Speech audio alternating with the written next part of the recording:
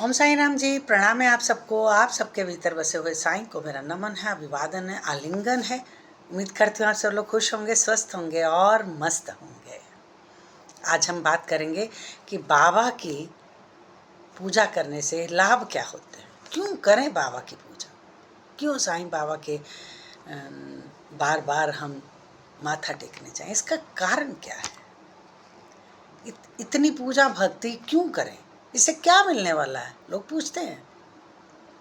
कहते साईं की भक्ति करने से आपके हृदय में कोमलता, विनम्रता, सहनशीलता आने लगती है, क्योंकि वो खुद बहुत ज़्यादा सौम्य थे,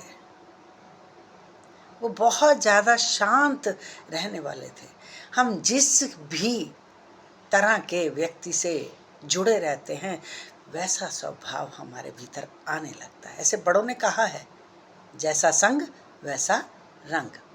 क्योंकि वो खुद इतने सौम्य हैं, इतने शांत हैं, तो हमें भी वो वैसा ही बना देते हैं। उनकी भक्ति करने से घर की दरिद्रता, धन की कमी, कष्ट, चाहे वो किसी भी तरह का आदि व्याधि, किसी तरह की भी कोई मुश्किलों का सामना कर रहे हों, वो सब समाप्त होने लगता है जब साईं की भक्ति करते हैं। देखिए, लाभ या हानि ये तो हमारे कर्मों के अनुसार मिलती है, ये बिल्कुल सत्य है। हम जैसा कर्म करते हैं हमें वैसा फल मिलता है। आप सोचो, मैं जय जयकार करता रहूं ईश्वर की, साईं राम लोगों के सामने करता रहूं, लेकिन अंदर जाकर मैं जहाँ कोई ना मुझे देखता हो वहाँ मैं कुछ भी सोचूं, कुछ भी कहूँ, मन में किसी के बारे में कुछ भी आदि व्याधि बोलता रहूं, अंट शंट जो भी, तो वो मुझे माफ़ कर देगा? कभी नहीं। हाँ, आप सच्ची बात किसी से कर सकते हो कि उसने ऐसा किया, वो सच्ची होती है। हालांकि बाबा तो इसे भी चुगली कह देते हैं। हम जब किसी की बात करते हैं ना, बाबा इसे भी चुगली कह देते हैं, वो इसे भी स्वीकार नहीं करते, पता है। तो हम अगर सोचे मन में कि ठीक है, हमने किसी की सच्ची बात अगर किसी को बताई है तो हमें उसका दोष नहीं लगेगा, पर लगेगा। बाबा की भक्ति इतनी सरल नहीं है जितनी हम समझ लेते हैं। अब किसी भी इष्ट की भक्ति कर लो, किसी भी इष्ट की, उसके नियमों का पालन नहीं करते, उसकी बताई हुई बातों पर नहीं चलते, तो वो भक्ति किसी अर्थ नहीं आती।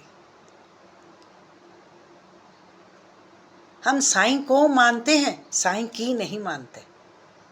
जिस दिन हम साईं की मानने लग जाएंगे, आपका जीवन खुद ब खुद सुखद होने लगेगा। जिन बच्चों की शादियां नहीं हो रही वो साईं भक्ति करें। जिन बच्चों के घर में औलाद का सुख नहीं है, वो बाबा की भक्ति को करें, साईं मंत्र का जाप करें।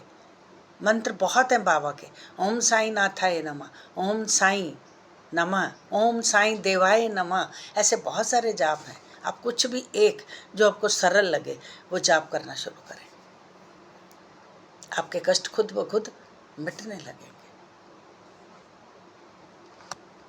आप साईं स्तोत्र पढ़ सकते हो, 7 गुरुवार पढ़कर देखो। आपके काम नहीं बन रहे हैं, आप साईं क्या कहते हैं, व्रत कथा पढ़नी शुरू कर दो, आपके काम बनने शुरू हो जाएंगे। आप 7 तय कर लो, मुझे 7 पढ़ने हैं, 11 पढ़ने हैं, 21 पढ़ने हैं। इस तरह आप 7 गुरुवार, 21 गुरुवार, 11 गुरुवार कर सकते हो, जिससे कि आपके रास्ते जो हैं खुद ब खुद बाबा ने निकाल देने हैं। भक्ति इतनी सरल नहीं है, लेकिन बहुत सरल है। भक्ति करना इतनी मुश्किल बात नहीं है। बात तो मुश्किल सिर्फ ये है, उनकी बातों पर चलना, उनकी बातों पर अमल करना। उनकी बातें हैं क्या, क्या कहना चाहते हैं वो भक्ति करते समय। किसी का मन ना दुखाओ, हर एक में मुझे पाओ। आप घर में बैठे हुए लोगों का तिरस्कार कर जाते हो और बाहर जाकर आप मेरी पूजा करते हो, बाबा ऐसे बोलते हैं। बाहर जाकर मेरी मूर्ति पर हार चढ़ाते हो, मैं स्वीकार नहीं करता। और घर में बैठे लोगों को आप अपमान कर जाते हो, आप उनकी देख रेख नहीं करते। एक बार की बात बताती हूँ आपको, छोटी सी कहानी के माध्यम से आपको बताती हूँ। एक बार एक लेडी थी, मुझसे पूछने लगी कि मेरी बेटी है और मेरी बहू है। मैं आ रही थी रास्ते में, ट्रेन में थी मैंने बहुत लोगों को बताया, लेकिन आज लाइव आप सबको बताने वाली हूँ। तो वो बिल्कुल घर का कोई काम नहीं करती। मुझे लगता है आप मेरी इस समस्या का हल कर देंगे। मैंने कहा भाई मैं इतनी सक्षम नहीं हूँ कि आपकी इस समस्या का हल कर दूँ। हाँ, अगर जो बाबा चाहेंगे वो मुझसे जो बुलवाना चाहेंगे वो मैं आपको बता दूँगी। उन्होंने मुझे कहा मेरी बहू कोई काम नहीं करती, मैं 3 महीने से अपनी बहन के घर हूँ, अभी भी मेरे पति ही काम कर रहे हैं, बहू काम नहीं। हालांकि उसके 2 बच्चे भी हैं, ऐसे बोल रहे थे। मैंने कहा क्या आपकी बेटी काम करती है? उसने कहा नहीं, वो भी नहीं करती। तो मैंने कहा क्या करते हो फिर? जब आपकी बेटी काम नहीं करती तो क्या करते हो? घर घर जाकर बताते हो? नहीं है। फिर मैं बहू को क्यों ऐसे शोर मचा रहे हो कि वो काम नहीं करती, वो काम नहीं करती? मैंने कहा आप ऐसा करो, उसको भी अपनी बेटी समझ लो। नहीं समझ सकते।